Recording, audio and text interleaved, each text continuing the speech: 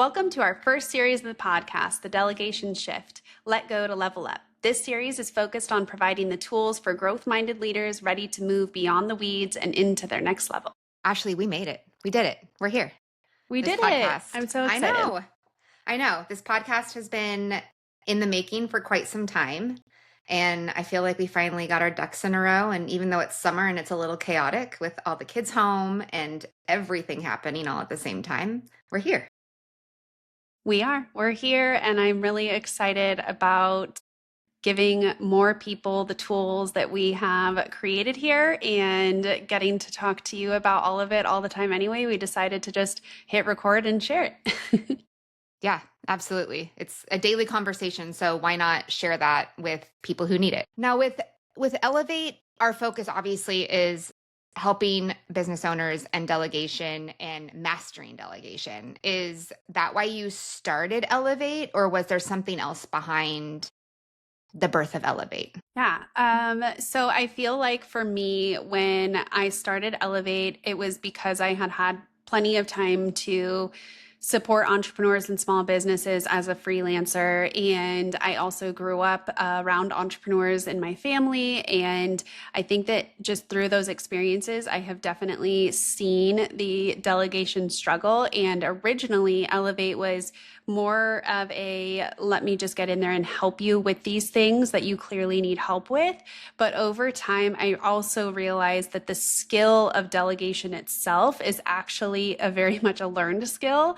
And I don't think it's something that comes naturally to people. And so it became very important as we built Elevate that we not only took over helping with getting the stuff done, but also helping build that tool and skill of delegation. So that way the implementation and the support just becomes more and more, and it doesn't become a struggle to get things off of your plate. It actually becomes something very natural, and that has helped so many people scale and not feel stuck. Yeah, absolutely. Now, I know a lot of times delegation can be tricky. Like you said, it's a learned skill. So tell me, are there specific things that you find with certain clients or people that you've worked with in the past that help them delegate better? Or is it just practice makes perfect? Yeah, I actually, there's so many different things, and it usually depends on what the person themselves struggle with. But I would say that the most common blocks that we see are usually perfectionism. I know that personally for me, when I needed to start delegating myself, that is something that I struggled with. And being and struggling with, how could someone do it exactly like me? And one of the tools that we use here and that we heavily believe in are written processes and resources, or even just a simple recorded Loom video. So that way someone does know how to do it just like you. We also see trust issues. That's a big one. And again, I think that's just having the confidence of knowing that someone will do it to your expectations. So we see a lot of different types of blocks with our clients, and it's just kind of identifying what those blocks are and helping them work through it and giving them the tools and reassurance that delegation can be successful. Yeah. And I think another very common block that people have is they have so much on their plate. They don't know what to delegate. And so I think that's when it's a really good opportunity to sit down and be like, okay, what is on my plate? Because there are probably things on your plate that you forgot were even there. So you need to make that list, and you need to figure out what you can keep on your list and what you need to delegate to somebody else, whether that is an EA or somebody else who's already on your team in a different department. But you can't do it all. And so I think really taking the time to be strategic and look at what is actually there makes a huge difference. Because I know sometimes. Absolutely. Yeah. And sometimes when you have that much on your plate and you don't want to let go of it, it can not just cost you time, but it can also cost you money. And that is something you don't want to happen in business at all. Right.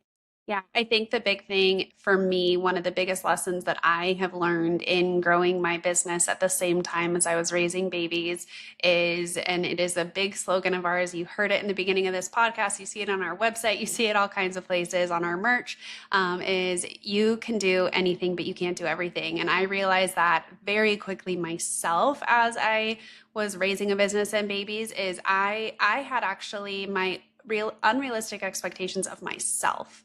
And I don't think that I realized that at first until I was truly trying to do it all and wasn't really living or enjoying my life the way I should. I was just so worried about getting all the things done.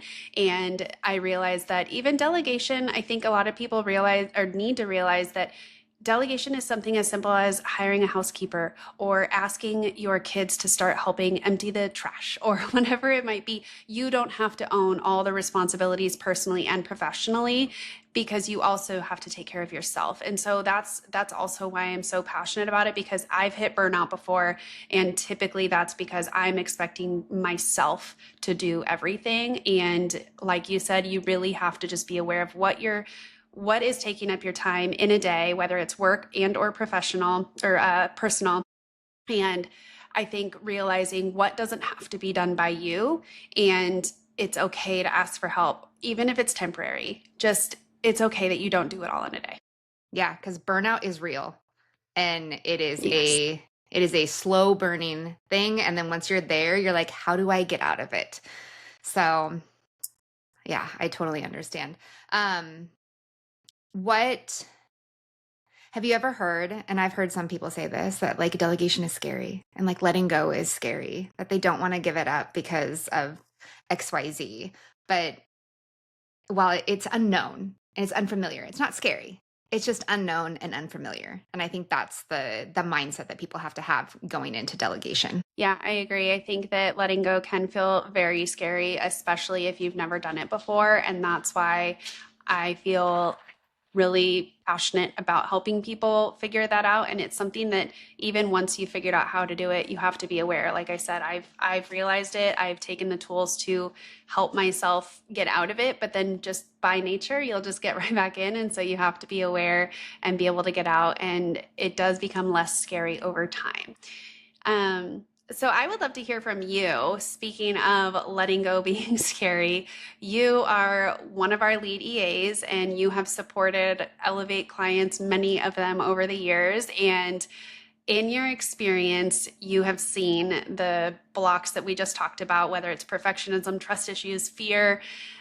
What have you seen when someone isn't a great delegator turned good delegator, right? What have you seen in that change with the leaders that you've supported? Um, I mean, there's been so many things. So to start, I think that once the clients that I have worked with realize what they can hand off to me and what I can support them with, it gives them the opportunity to focus on other things. So I have one client in mind, and like travel was able to happen more often, more speaking engagements. There was more marketing opportunities that he had because he wasn't focused on the calendars or booking that flight or getting something that he didn't have to do done.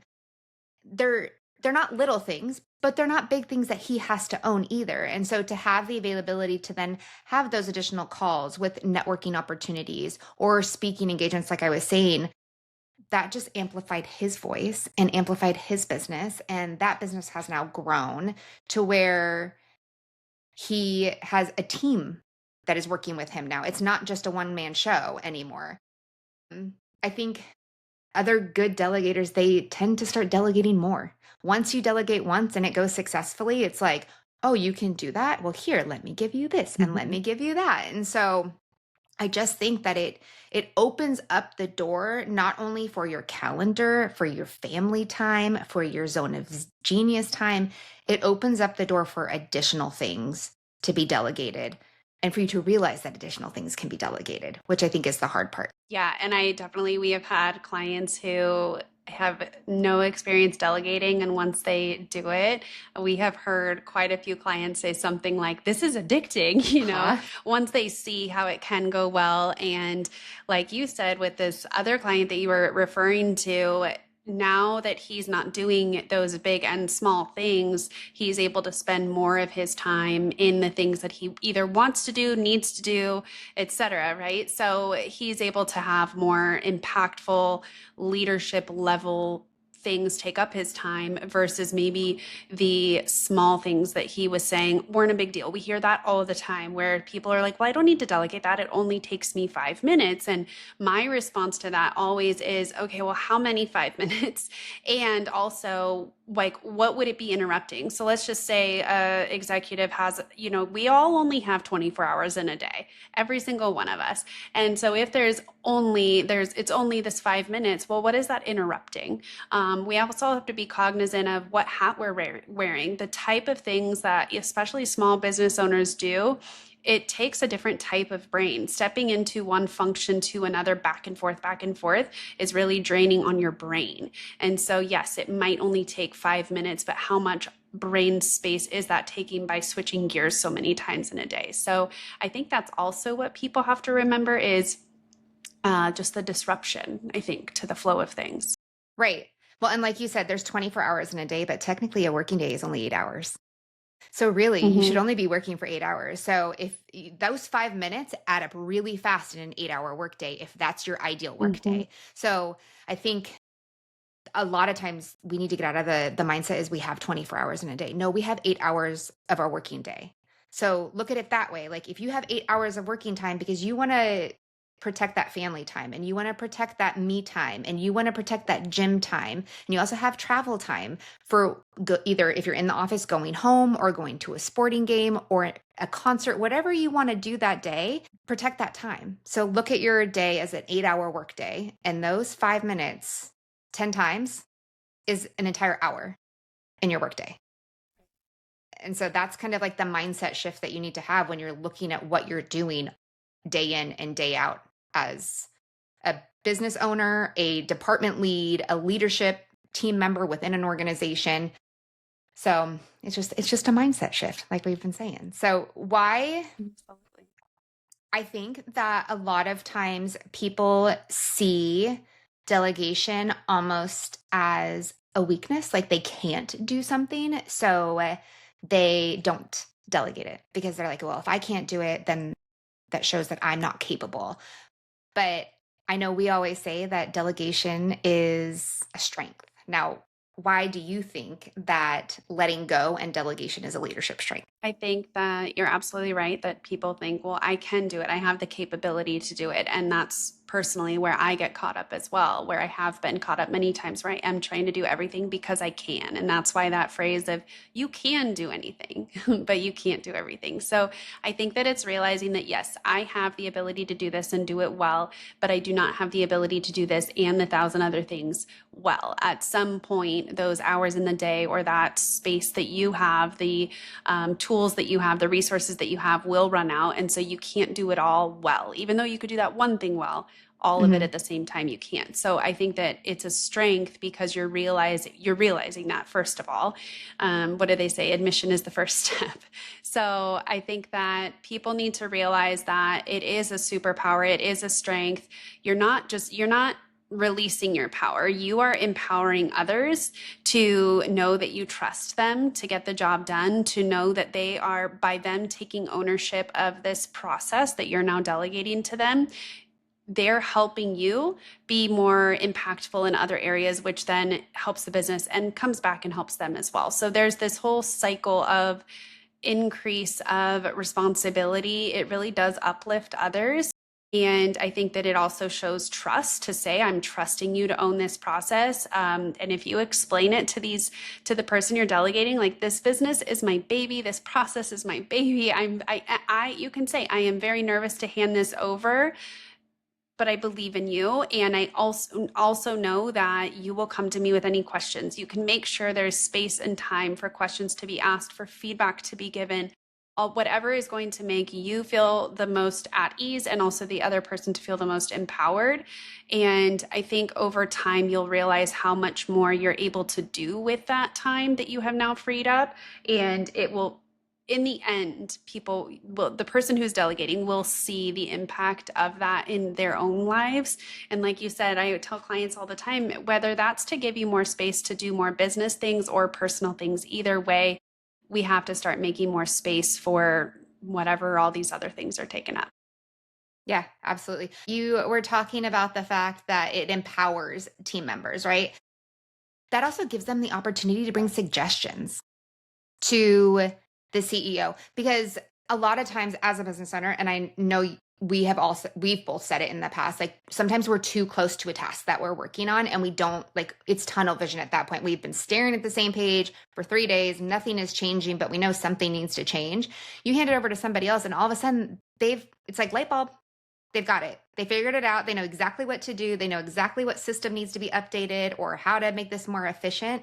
And so, like you were saying, it gives them ownership and it allows them to bring something else to the table that maybe they wouldn't have gotten the opportunity to bring in any other capacity in their role. Yeah, it's such a great reminder. And I have seen that for myself with Elevate and also with our clients when, and just speaking from my own experience, when I'm the one building a certain process at Elevate because I'm building it from my perspective, my past experience, my gut is telling me that the process makes the most sense this way. So that's how I originally built it, right?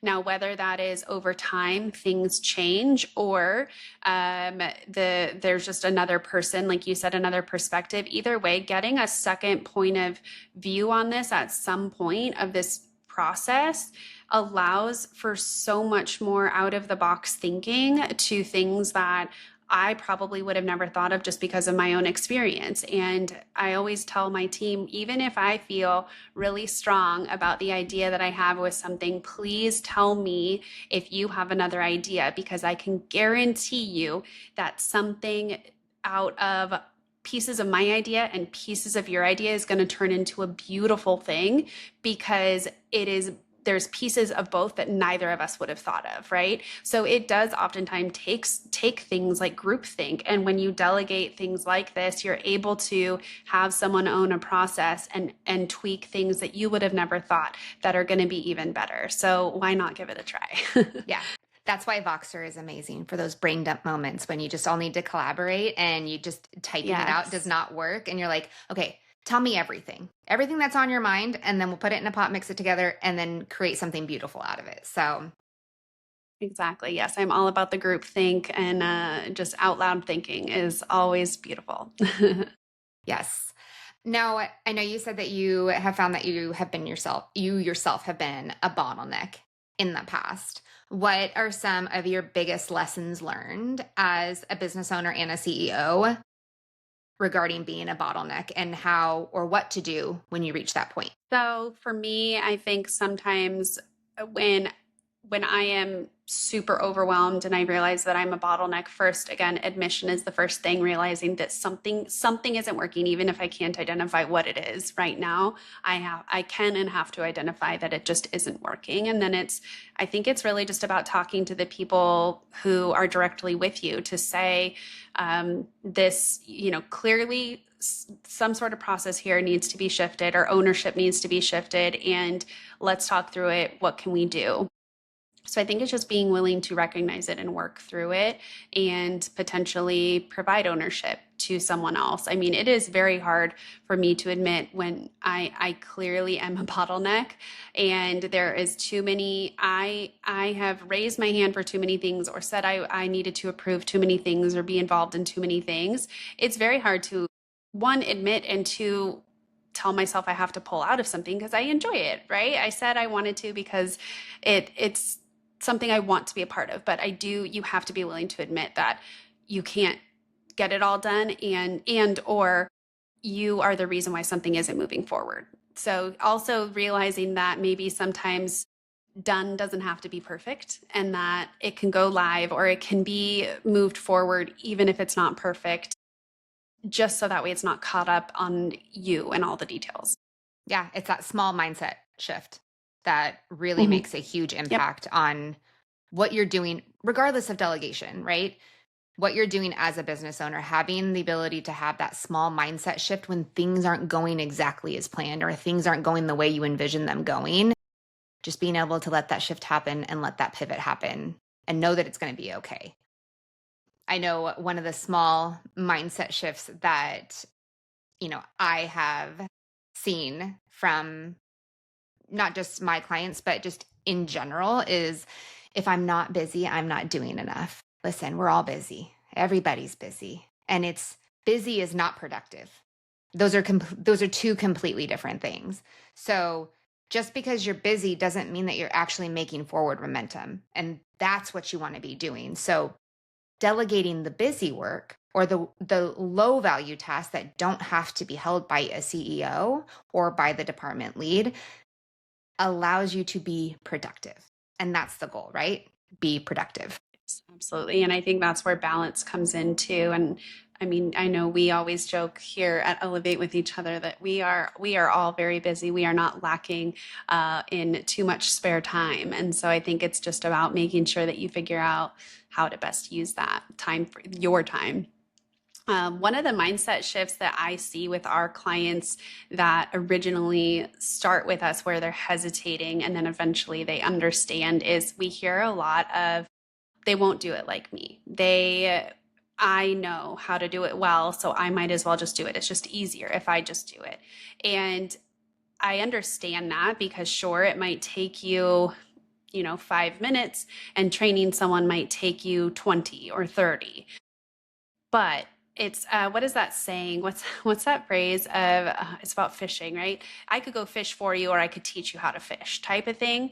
So sure, you can go do it yourself, but then you're going to be the only one who's owning this process. And so it will forever be on you. And that's a weight that for the most part, a lot of you don't have to carry that weight, that demand, that process. You don't have to own. It's one less thing you have to own. So if you could just take 20 minutes or huge fan of Loom over here. I always tell clients this. You're the one doing it right now. So the next time you go to do it, just hit Loom, hit record on Loom. As you're doing the task that you're already going to do, just talk through it. Talk through it like you're talking to a fifth grader. Explain every nuance that you do in this process.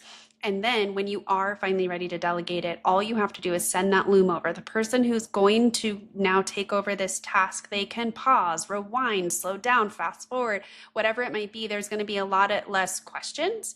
And I also recommend, setting up time. Hey, can you get this task done?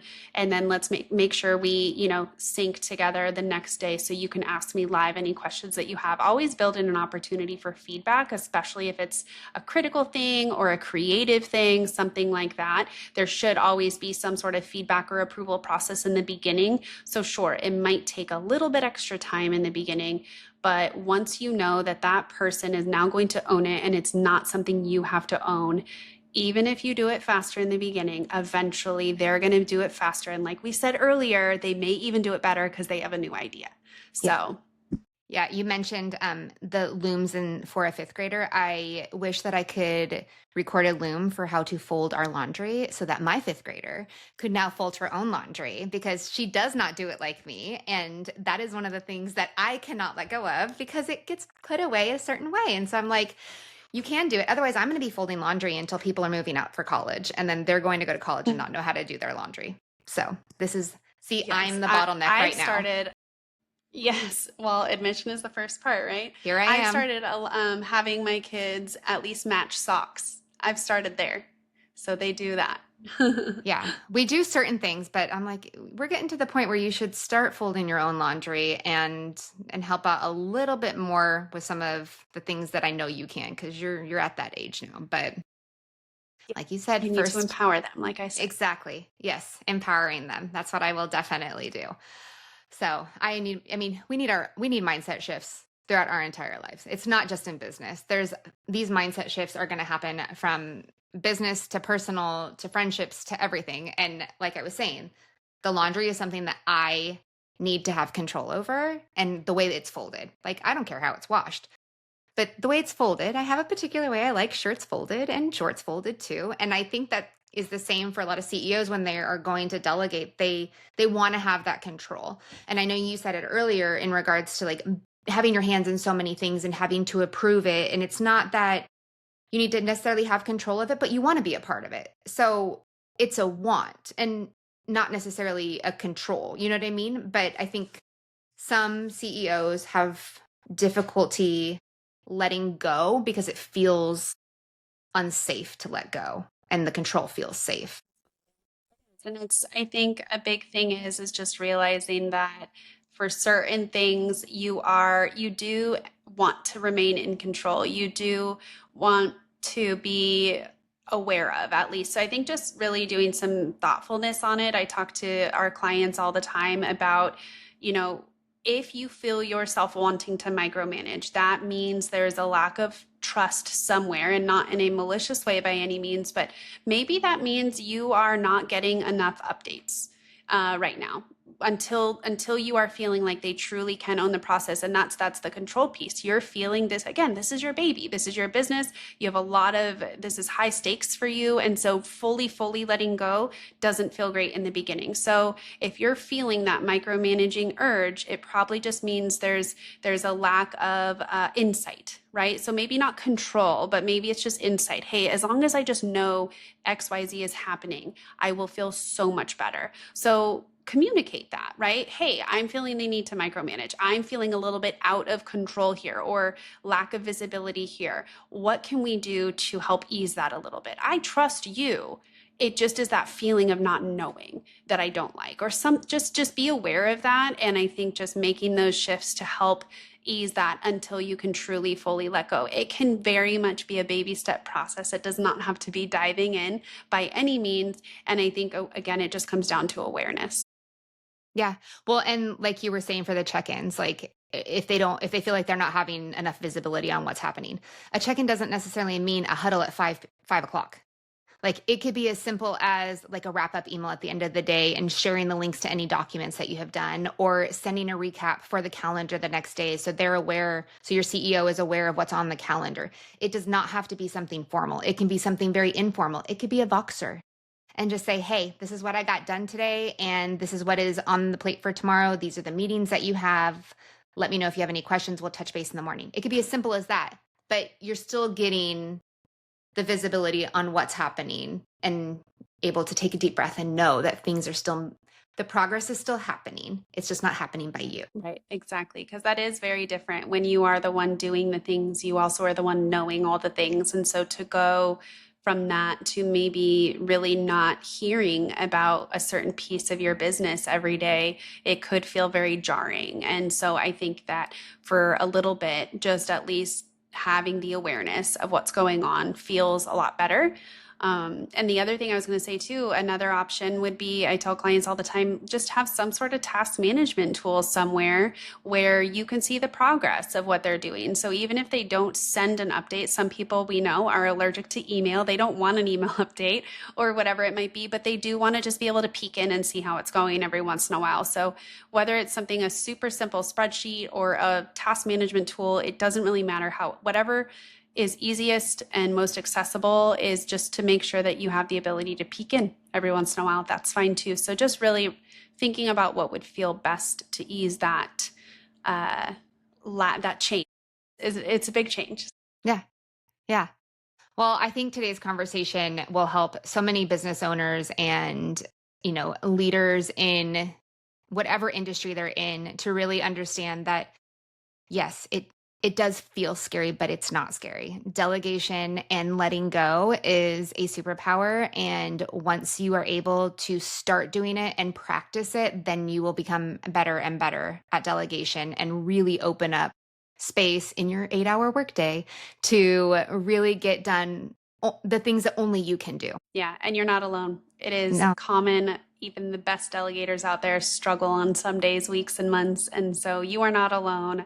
And our goal is just to help give you the tools and the support, and know you're not alone, and hopefully help a little bit. Yeah.